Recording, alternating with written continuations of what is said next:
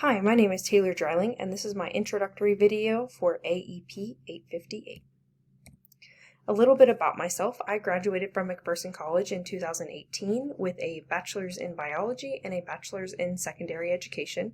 From there, I started teaching at my alma mater high school. It's a small 1A high school in western Kansas, so I had 7th through 12th grade. I taught a little bit of everything from life science and physical science and chemistry and anatomy. In this past school year, in 2020, I started teaching at a small 4A high school in eastern Kansas, so completely different aspect in all ways, and I teach chemistry and anatomy here currently. In 2019, I decided to go back to school to pursue an MSc with an emphasis in chemistry education. And just a little more about me, that's not education. I'm getting married next year, so I have no kids, but we do have 3 pets, so a cat, a dog, and a bearded dragon lizard. In my career goals, I want to finish this MSc degree to be able to offer dual credit chemistry to my high school students. I feel that this would help them in an environment that they are comfortable with and feel that they can succeed a little better rather than being a newbie freshman and getting that Chem 1 class out of the way. And during college, I want to be able to offer that in high school for them. At this point in time, I have no intentions of doing anything other than being a high school teacher, but who knows, time will only tell with that and see where that goes with them. So, like I said, I teach at a new district this year, and I teach at a small 4A high school. I teach at USD 309, and really, I'm not completely sure what we do all with the data because this is my first year here.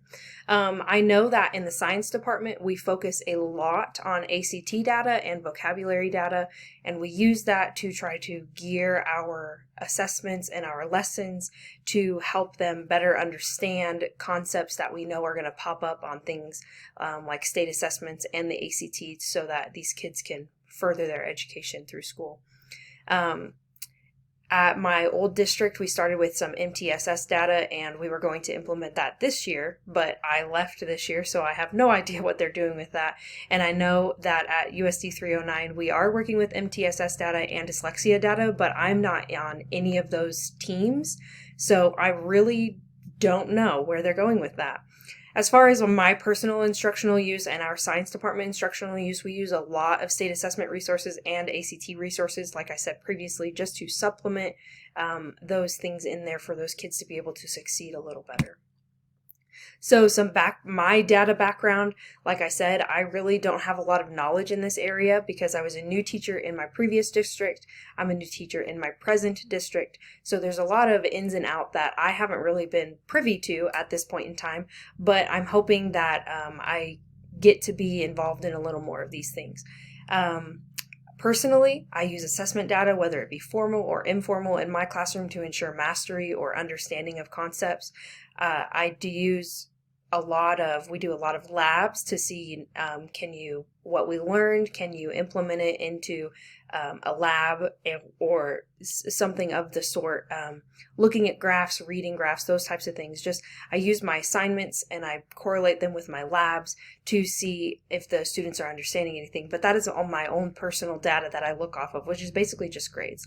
This upcoming school year, I'm actually going to be the STUCO representative for our school. I'm going to be part of the building leadership team and part of the professional development committee. So that leads me to believe, especially with that building leadership team, that I'm going to be more involved with this data, and I hope to see where that data goes and how that's actually helping us in our building, hence why we're getting all this data for it. So that would be nice to know. But other than that, that is all that I have on data, and I'm looking forward to learning with all of you.